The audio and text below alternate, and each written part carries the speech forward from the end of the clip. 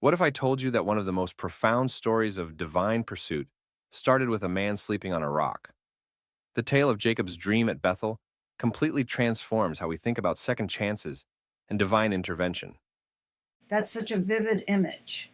Here's this man who just committed massive fraud against his own family, now literally using a stone for a pillow hundreds of miles from home. You know what's fascinating?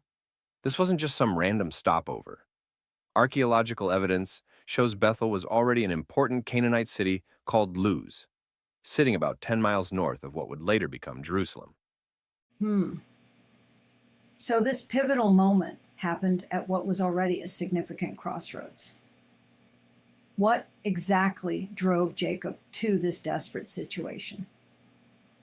Well, he had just pulled off what you might call the ultimate identity theft, disguising himself as his brother Esau to steal their father's blessing. We're talking about a blessing that carried enormous spiritual and material implications. That's right. And this wasn't just about inheritance. This blessing was tied to God's covenant promises about the future of Israel and ultimately the coming Messiah. And here's where it gets really interesting. Instead of divine punishment, Jacob experiences something completely unexpected. He dreams of this massive stairway stretching from earth to heaven, with angels ascending and descending. You know what's remarkable about that imagery? Jesus later references this exact scene when speaking to Nathanael, essentially saying, I am that ladder. I'm the connection between heaven and earth. Exactly. And that connection wasn't just symbolic.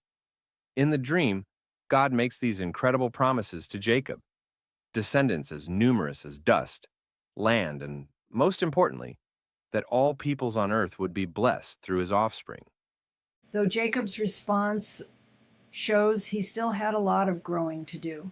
He tries to negotiate with God like it's some kind of business deal. Well, that's what makes this story so relatable, right?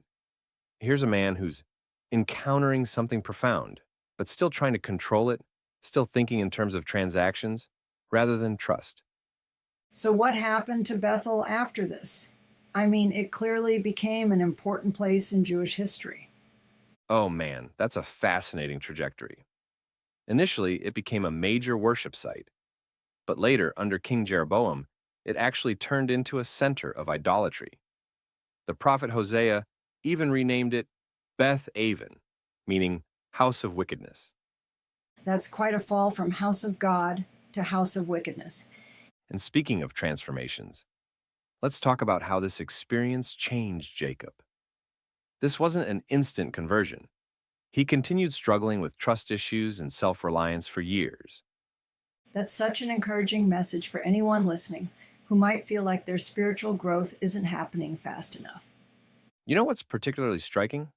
The contrast between Jacob and his brother Esau. They faced similar circumstances, but their responses couldn't have been more different. That's right.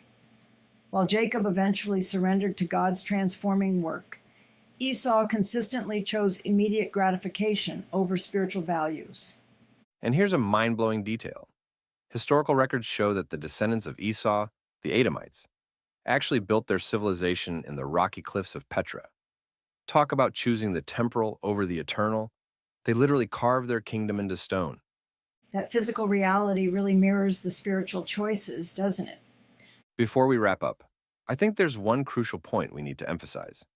This story reveals something profound about divine initiative. God doesn't wait for people to clean up their act before pursuing them. That's really the heart of grace, isn't it? Getting what we don't deserve rather than what we do deserve. And perhaps most encouragingly, this same pattern of divine pursuit continues today. The God who met Jacob at Bethel still meets people in their lowest moments, offering transformation and hope.